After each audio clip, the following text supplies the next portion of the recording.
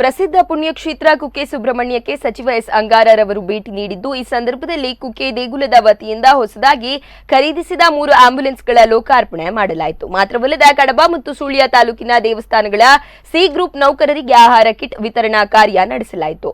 ಈ ಸಂದರ್ಭ ಮಾತನಾಡಿದ ಸಚಿವರು, ಮುಂದಿನ ದಿನಗಳಲ್ಲಿ ಗ್ರಾಮೀಣ ಪ್ರದೇಶವಾದ ಹರಿಹರ, ಪಲ್ಲತಡ್ಕ, ಕೊಲ್ಲಮೊಗ್ರು, ಕಲ್ಮಕಾರು, ಬಳ್ಪ, ಏನಿಕಲ್ಲು ಭಾಗದ ಗ್ರಾಮೀಣ ಪ್ರದೇಶದ ಜನಸಾಮಾನ್ಯರಿಗೆ ಅನುಕೂಲಕ್ಕಾಗಿ ಕುಕ್ಕೆ ಸುಬ್ರಹ್ಮಣ್ಯ ದೇವಸ್ಥಾನದ ವತಿಯಿಂದ 7 ಆಂಬ್ಯುಲೆನ್ಸ್ಗಳನ್ನು ವ್ಯವಸ್ಥೆ ಮಾಡಲಾಗುತ್ತಿದೆ. ಇದರಲ್ಲಿ ಇಂದು 3 ಆಂಬ್ಯುಲೆನ್ಸ್ ಲೋಕಾರ್ಪಣೆಗೊಂಡಿದ್ದು, ಅದು ಸುಳ್ಯ, ಬೆಳ್ಳಾರೆ, ಕಡಬ ಪ್ರಾಥಮಿಕ ಆರೋಗ್ಯ ಕೇಂದ್ರದಲ್ಲಿ ಕಾರ್ಯಾಚರಣೆ ಮಾಡಲಿದೆ ಎಂದರು. ಈ ಸಂದರ್ಭದಲ್ಲಿ ಕುಕ್ಕೆ ಸುಬ್ರಹ್ಮಣ್ಯ ದೇವಸ್ಥಾನದ ವ್ಯವಸ್ಥಾಪನಾ ಸಮಿತಿ ಅಧ್ಯಕ್ಷ ಮೋಹನ್ ರಾಮ್ ಸುಳ್ಳಿ, ಕುಕ್ಕೆ ಸುಬ್ರಹ್ಮಣ್ಯ ದೇವಸ್ಥಾನದ ಮುಖ್ಯ ಕಾರ್ಯನಿರ್ವಹಣಾಧಿಕಾರಿ ಡಾಕ್ಟರ್ ನಿಂಗಯ್ಯ, ಸುಳ್ಯ ತಹಶೀಲ್ದಾರ್ ಅನಿತಲಕ್ಷ್ಮಿ, ವ್ಯವಸ್ಥಾಪನಾ ಸಮಿತಿಯ ಸದಸ್ಯರು ಸೇರಿದಂತೆ ಮತ್ತಿತರರು ಉಪಸ್ಥಿತರಿದ್ದರು.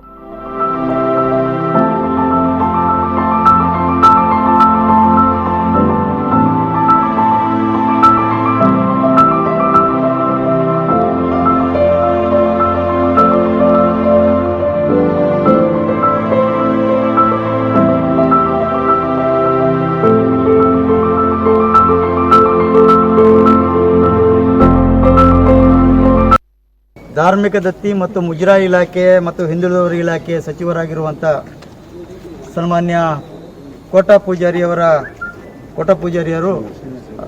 ಶ್ರೀನಿವಾಸ ಪೂಜಾರಿಯವರು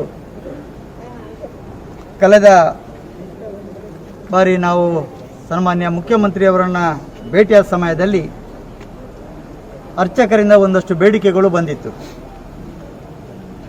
ಆ ಬೇಡಿಕೆಗಳಿಗೆ ಸಂಬಂಧಪಟ್ಟಾಗೆ ಸನ್ಮಾನ್ಯ ಸಚಿವರಾಗಿರ್ತಕ್ಕಂಥ ಕೋಟಾ ಶ್ರೀನಿವಾಸ ಪೂಜಾರಿಯವರು ತಕ್ಷಣ ಸಿ ದರ್ಜೆ ಸಂಬಂಧಪಟ್ಟಂಥ ದೇವಸ್ಥಾನಗಳು ಏನಿದೆ ಆ ದೇವಸ್ಥಾನದ ಅರ್ಚಕರು ಮತ್ತು ಸಿಬ್ಬಂದಿಗಳಿಗೆ ಸಂಬಂಧಪಟ್ಟಾಗೆ ಕುಕ್ಕೆ ಶ್ರೀ ಸುಬ್ರಹ್ಮಣ್ಯ ದೇವಸ್ಥಾನದಿಂದ ಸುಳ್ಯ ಮತ್ತು ಕಡಬ ತಾಲೂಕಿನ ಒಳಪಟ್ಟಂಥ ಎಲ್ಲ ದೇವಸ್ಥಾನಗಳೇನಿದೆ ಆ ದೇವಸ್ಥಾನಗಳ ಅರ್ಚಕರು ಮತ್ತು ಸಿಬ್ಬಂದಿಗಳಿಗೆ ಸುಮಾರು 1551 ಮೊತ್ತದ ವಿವಿಧ ಸಾಮಗ್ರಿಗಳನ್ನು ಕಿಟ್ಟನ್ನು ಕೊಡುವಂಥ ಒಂದು ಕೆಲಸವನ್ನು ಇವತ್ತು ಮಾಡ್ತಾ ಇದ್ದೇವೆ.